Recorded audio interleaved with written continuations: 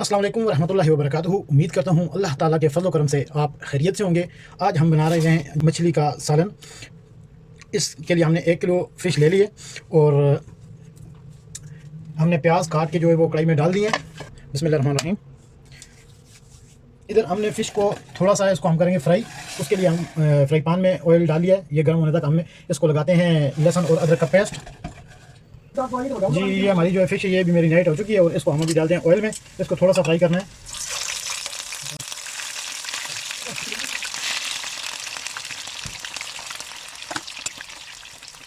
यहाँ पे हमारे टमाटर जो है प्याज ब्राउन हो चुके तो इसमें हमने टमाटर ऐड कर दिए हैं। इसके ऊपर 5 मिनट ढक्कन रखते हैं ताकि टमाटर अच्छी तरह से गल जाएं। आज हम सबक इंशाल्लाह शोरबा समक।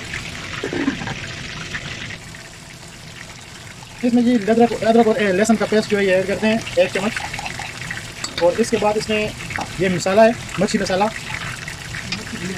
नमक, मिर्च जायका, और ये है जी ज़ीरा कमून, ये है जी हल्दी। और इसके बाद हम इसमें ऐड करेंगे थोड़ी सी अजवाइन। इसमें ये थोड़ी सी अजवाइन हम ऐड करते हैं जी। अल्हम्दुलिल्लाह हमारी जो ये ग्रेवी है ये भी तैयार हो चुकी है और फ़िश भी हमारी तकरीबन फ्राई हो चुकी है। तो अभी हम इसमें ऐड करेंगे फ़िश। ये हमने फुल फ्राई नहीं की है, हल्की सी फ्राई की है। ये जी हमारी फ़िश जो है ये फ्राई हो चुकी है और अभी हम इसमें और ऐड करते हैं फ़िश। बिस्मिल्लाहिर्रहमानिर्रहीम। इसको हल्का सा फ्राई करना है, ज़्यादा फ्राई भी नहीं करना। और फ्राई के बगैर भी अगर आप डालेंगे तो फिर भी टूटने का खतरा होता है, क्योंकि ये बहुत नाजुक चीज़ होती है।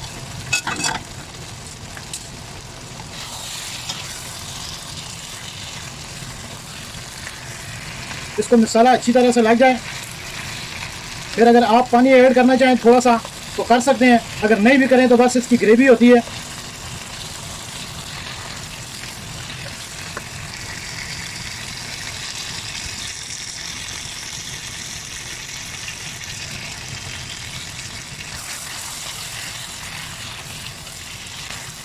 ये जी इंशाल्लाह आप ट्राई करके देखिएगा, बहुत ही मज़ेदार बनती है और बहुत ही कम टाइम में बन जाती है। फ्राई जितना आप करते हैं तो उतने ही टाइम में ये सालन भी बन जाता है। इसमें हम थोड़ा सा पानी ऐड करेंगे, ये तकरीबन हमारी अभी तैयार है। इसमें 1 कप जो है पानी का ऐड करके तो इसको दम लगा देंगे। दम लगाने की ज़रूरत नहीं है, बस ग्रेवी के लिए।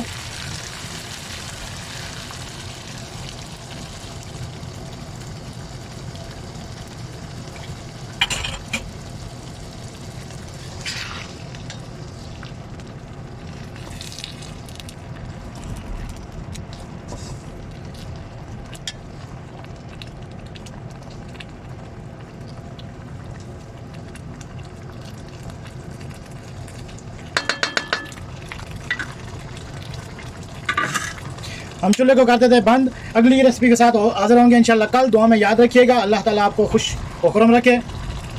दुआ में याद रखिएगा। अल्लाह हाफिज़।